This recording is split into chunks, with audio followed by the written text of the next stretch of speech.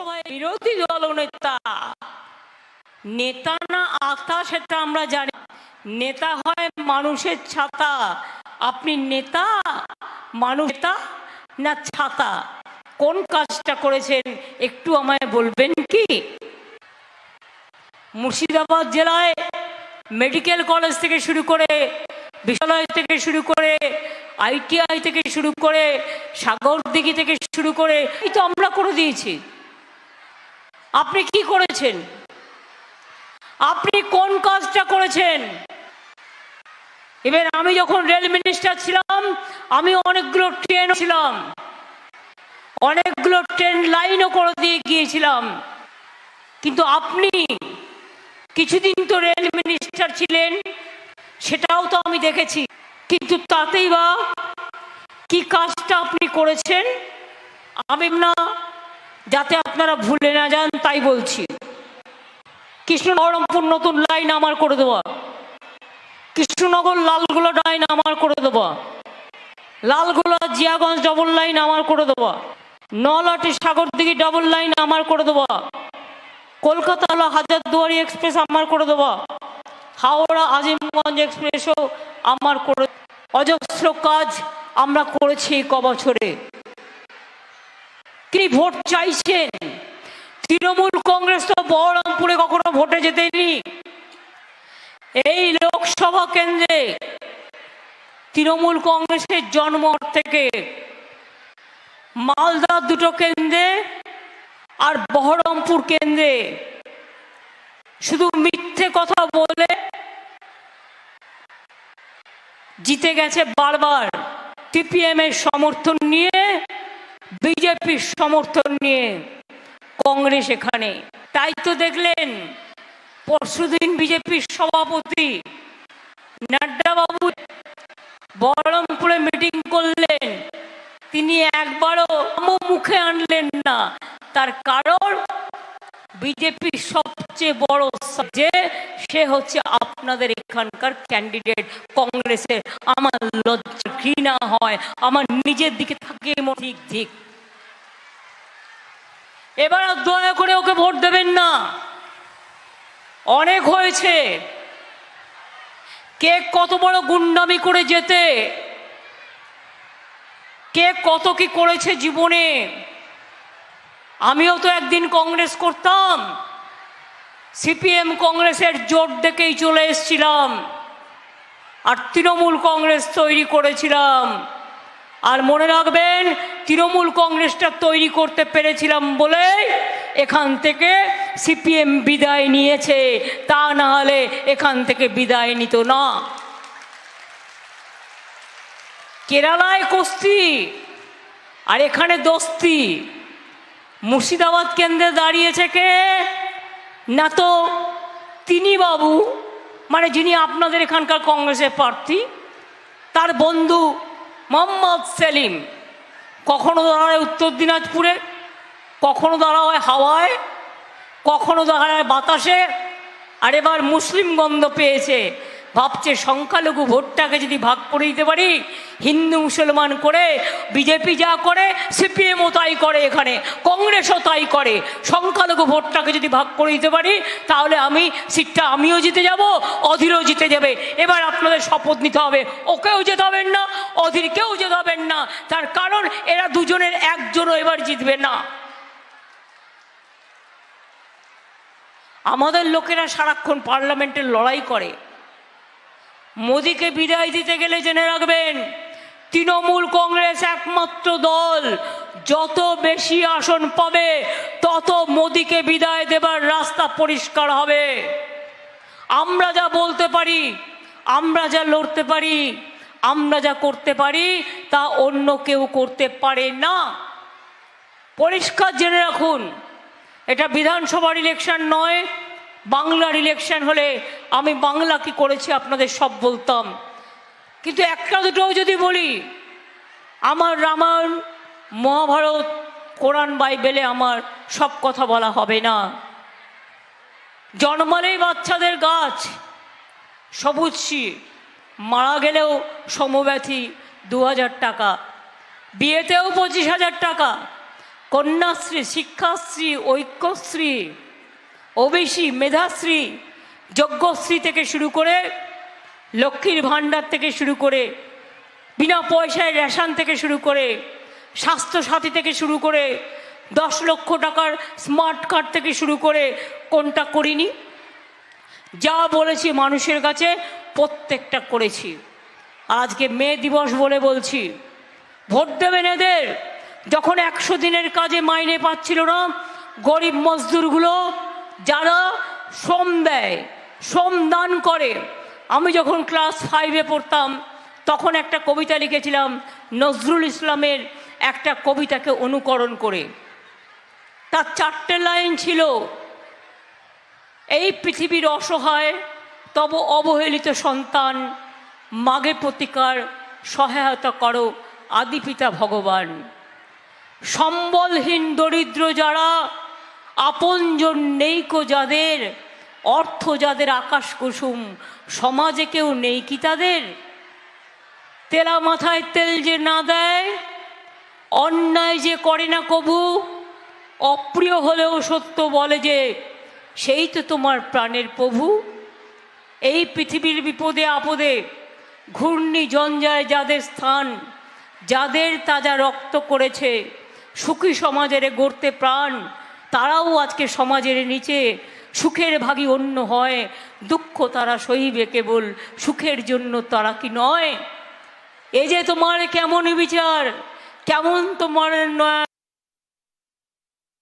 বিধান, মাগে প্রতিকার সহায়তা করো আদি পিতা ভগবান। আজকে মে দিবসে আমি 100 দিনের কাজের যারা জব কার্ড হোল্ডার, যারা বিড়ি শ্রমিক, যারা বাড়ি তৈরি করে, যারা রাস্তা তৈরি করে, যারা পুকুর কাটে, যারা বন জঙ্গল সাফ করে, যারা মানুষকে জল পৌঁছায়, যারা মানুষের বিপদে আপদে পাশে থাকে, আমি তাদের সকলকেই, শ্রমজীবী মানুষ সকলকেই আমার অন্তরের অভিনন্দন জানাবার জন্য এই কবিতাটুকু বললাম, আমার নিজের বেদনা দিয়ে, আমার নিজের উপলব্ধি দিয়ে। আগামী নির্বাচনে ভোটটা দেবেন তৃণমূলকে কি মা লক্ষ্মীরা? ভাজপা মানে বিজেপি। একটা শাক যদি পচে যায়, ওই পচা শাকে অন্য পাও কেটে যায়। পচা শাক রাখতে নেই। বিজেপির মতো একটা পচা শাক, অর্থাৎ পচা রাজনৈতিক দল, মিথ্যেবাদী রাজনৈতিক দল, জুলুমবাজি মিথ্যেবাদী রাজনৈতিক দল, একটা ভাওতাবাজি রাজনৈতিক দল, যারা মিথ্যে কথা ছাড়া একটা সত্য কথা বলে না, তাদের আপনারা চান আবার ক্ষমতায় আসুক? যদি চান মোদিকে বিদায়, যদি চান ইন্ডিয়াকে ক্ষমতায় দেখতে, তাহলে মনে রাখবেন তৃণমূল কংগ্রেসই পারে লড়াই করে সবাইকে এক করে ভারতবর্ষে নতুন একটা সরকার মানুষকে উপহার দিতে। আমরা এনআরসি করতে দিইনি, দেব না। কে করতে দিইনি, দেব না। ইউনিফর্ম সিভিল কোড করতে দিইনি, দেব না। আমার সাথে রোজ ঝগড়া করে, বলে দেখিয়ে দেবো, আমরা ক্যাচকলা করবে আমার। দেখিয়ে আবার কি দেবে? বড় জোরে গলাটাকে কেটে দিতে পারো, আর তো কিছু করতে পারো না। সিপিএমের আমলেও অনেক মার খেয়েছি, আর তোমাদের এই 10 বছর ধরে তোমরা আমাদের কম জ্বালাওনি, কম টাকা বেঙ্গলের বন্ধ করে দিয়েছো।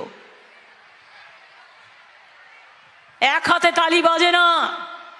আমরা লড়াই করার মানসিকতা রাখি, আমরা লড়তে জানি, আমরা গড়তে জানি, আমরা করতে জানি, আমরা মরতে জানি। তাই মোদিবাবু, তোমাকে আমরা ভয় পাই না।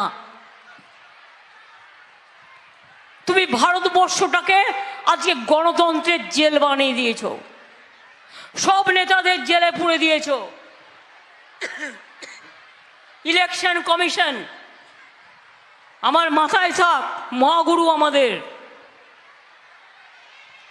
বিশ্বগুরুকে সমর্থন দেওয়ার জন্য স্পিকটি নোট করে বসে আছেন। আপনাকে অনেক স্যালুট। হিজ মাস্টার ভয়েস সাহেব ফার্স্ট ফেজে একটা হিসেব দিলেন, সেকেন্ড ফেজে একটা হিসেব দিলেন, আর গতকাল রাতে হঠাৎ করে 5.75% ভোট জাম্প দেখিয়ে দিলেন। তার মানে জেনে রাখুন, অনেক রাজ্যগুলো যা নজরে রাখে না, আমরা রাখি।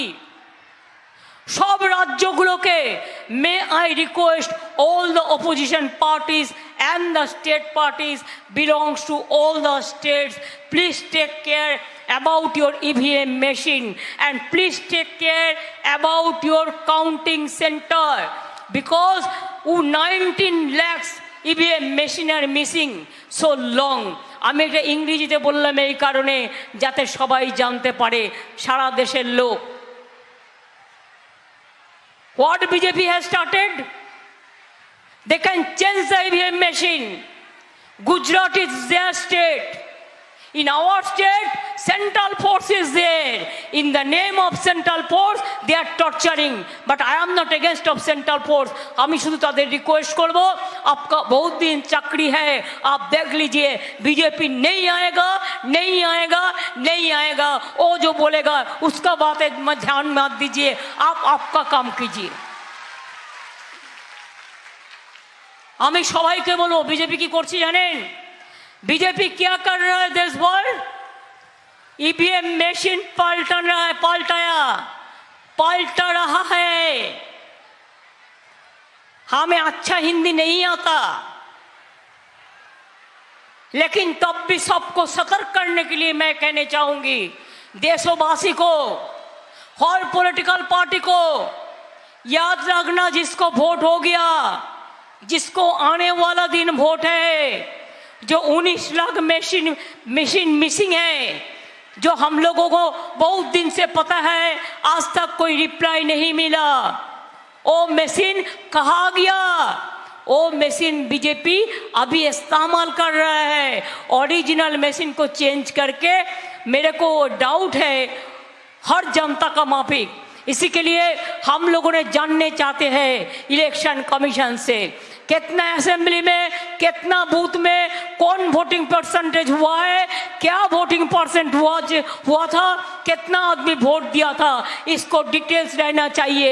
You cannot jump the vote within 3-4 days about 5.75%. This is fair enough. Everybody must counter this issue.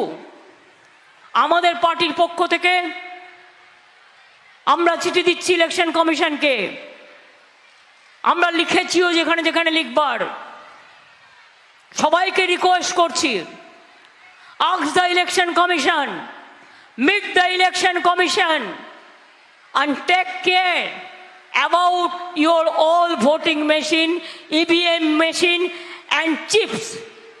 কে চিপগুলো তৈরি করেছে? রাত্রিবেলায় কাউন্টিং সেন্টারে গিয়ে হঠাৎ করে যেখানে অপোজিশন পার্টি উইক ঢুকে যাচ্ছে, গিয়ে সেখানে তালাটা ভেঙে দিচ্ছে, ভেঙে দিয়ে মেশিন বদলে নিচ্ছে, নিয়ে সেখানে বিজেপিকে ভোট দেওয়া মেশিন ঢুকিয়ে দিচ্ছে। মানুষ কিন্তু এখন তাই বলছে, সন্দেহ দানা বাঁধছে। আমরা চাই মানুষের স্বার্থে, I am not blaming anyone, please ensure the safety and security of the democracy. My humble regards and my humble request to be the election commission that it cannot be jumped after 4 days the election voting percentage. Everybody is now questioning, so please reply this question to the people.